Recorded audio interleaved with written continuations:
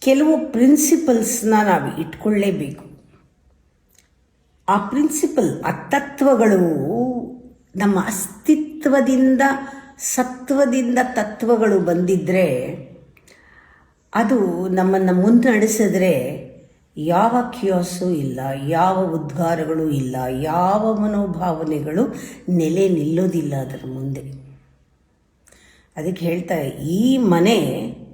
ಈ ಮನೆಗೆ ಅಲೈನ್ ಆದಂಗೆ ಈ ಮನೆ ಆ ಮನೆಗೆ, ನನ್ನ ಮನೆಗೆ ಅಲೈನ್ ಆಗಬೇಕು.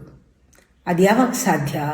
ನಿಮ್ಮ ಜೀವನದಲ್ಲಿ ಶಿಸ್ತು, ಶಾಂತಿ ಎರಡೂ ಇದ್ದರೆ ಆ ಸಮೃದ್ಧಿ, ಸಂಪತ್ತು, ಸಂತೋಷ, ಮೂರು ಸಮೃದ್ಧಿ, ಅಬಂಡೆನ್ಸ್, ಸಂತೋಷ ಎಲ್ಲವೂ ಕೂಡ ಸಂಪತ್ತು ನಮ್ಮ ಪಾಲಿಗೆ ನಮ್ಮನ್ನು ಹುಡುಕೊಂಡು ಬರುತ್ತೆ. ನಾವು ಯಾವುದರ ಹಿಂದೆನೂ ಅಟ್ಟಿಸ್ಕೊಂಡು ಹೋಗಬೇಕಾಗಿಲ್ಲ. ಸಮೃದ್ಧಿಗಾಗಲಿ, ಸಂತೋಷಕ್ಕಾಗಲಿ, ಸಂಪತ್ತಿಗಾಗಲಿ ಅಟ್ಟಿಸ್ಕೊಂಡು ಹೋಗಬೇಕಾಗಿಲ್ಲ.